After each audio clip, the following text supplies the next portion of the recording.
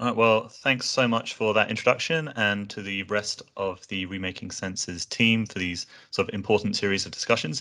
Today, we're going to be going over some of the basics of sensory substitution, or really just the process of remaking sight. So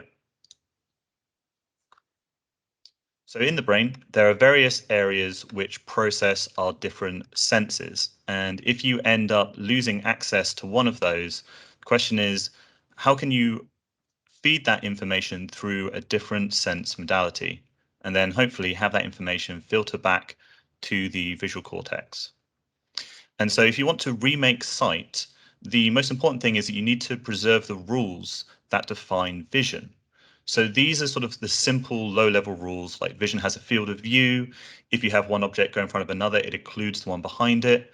As you move around the world, objects will change in terms of their visual size, shape, and color, just according to sort of whether you're getting closer to the object, whether you're sort of rotating the object, or you can sort of define an object by its color.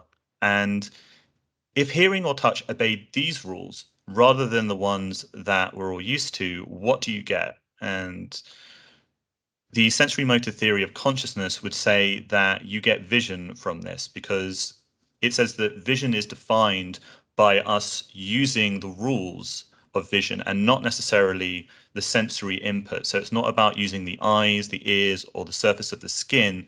It is about how you interact with sensory information such that if something obeys visual rules, it will have a visual sensation or a visual qualia to it. So the devices that enable this are sensory substitution devices. These systematically and consistently convert dimensions between the senses. So here we have, for example, an iPhone that has a 3D sensor plugged into it. We have some Android glasses which are running the voice. And we have the brain port, which is some glasses with a camera on it, and then it produces that camera feed onto a 20 by 20 grid of electrodes that you place on your tongue, and then use your tongue to read that image. Now, because these patterns are consistent, it allows the user to sort of interpret what these sounds must mean for the external world.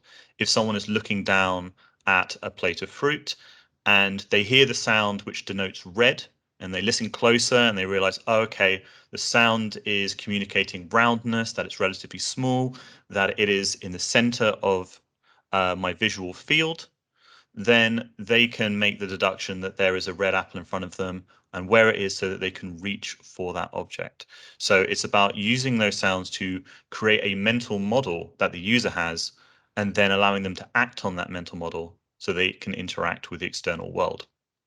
So we'll go through learning one of these devices first. The one that we'll learn is the voice. This is probably the most commonly used sensory substitution device in scientific research.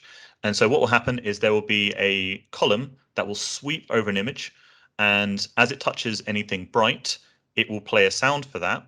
And if that is low down in the visual field, it'll play a low pitch sound. If it's high up in the visual field, it'll play a high pitch sound. So it will start silent, low pitched, medium pitched, high pitched, and then silent again.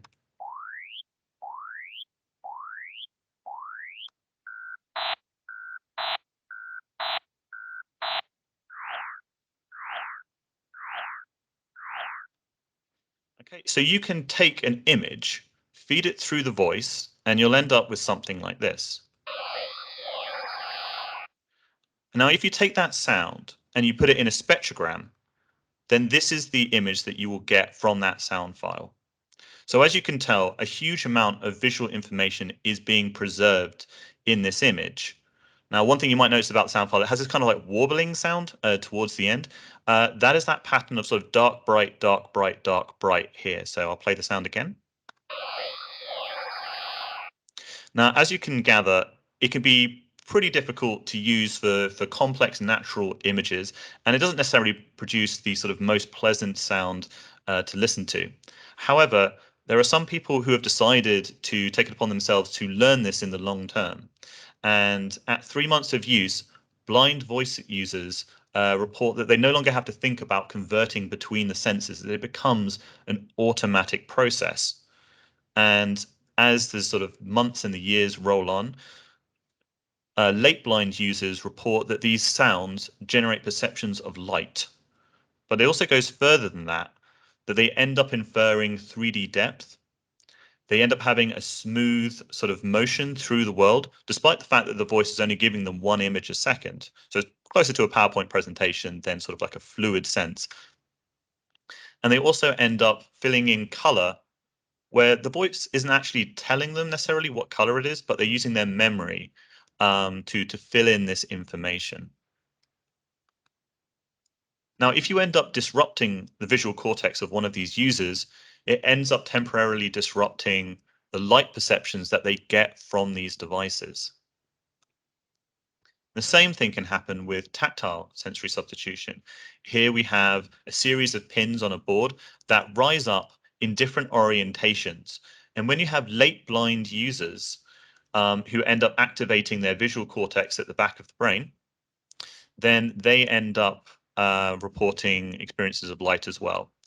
So here we have the device raising pins in different orientations. Okay, so you have this tactile device that a blind user is putting the palm of their hand on, and they are reporting that they experience a bright light that reflects the pattern of stimulation that they have on the palm of their hand. If the line is at different orientations, the bright white light that they are seeing also changes in orientation. And so it seems that training people to use sensory substitution devices can produce these kind of really interesting outcomes. And to this end, there is the Voice Vision team who have set up private training in Russia and South Africa in order to get people to go through a 3-month training course and to sort of see where their perception and their abilities end up. And here we have an expert user, Vadim, who is competing in the 2018 Neurothin Games. And he ends up placing first place against 2 bionic eye users in object recognition and navigation. So here he is trying to figure out which of 3 objects in front of him is a phone.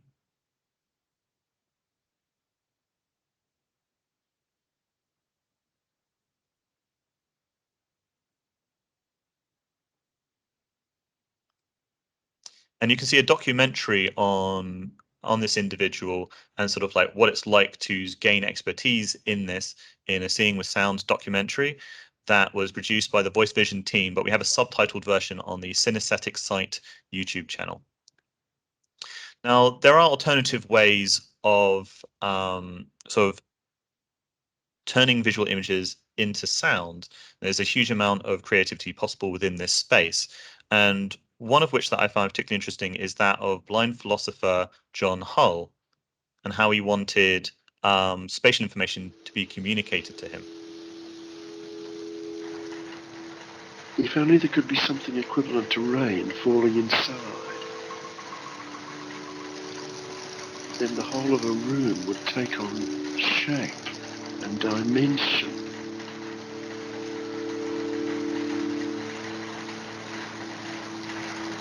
And he actually goes on to describe multiple features about how sort of like differentiated rain might fall on different objects and sort of communicate properties of those objects.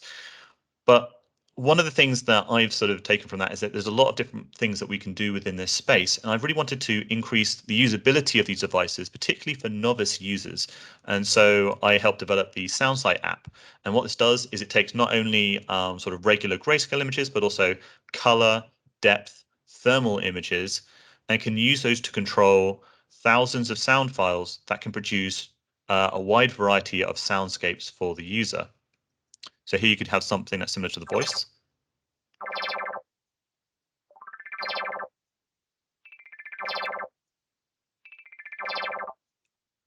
Or you could have something more similar to what John Hull was suggesting.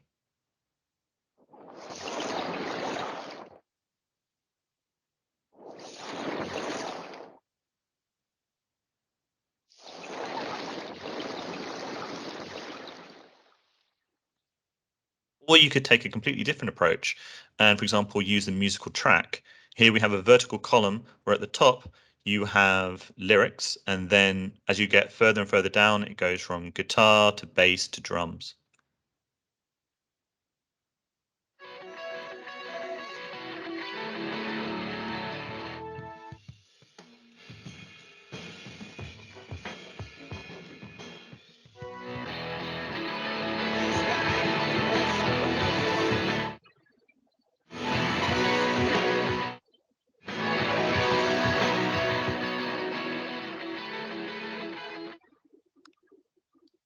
And so I think that overall the field of sensory substitution is sort of ripe for expansion at the moment, both in terms of the various technologies that are enabling sort of easier types of images to work with, but also the way that we can make sounds that facilitate understanding, but also improve aesthetic appeal of these.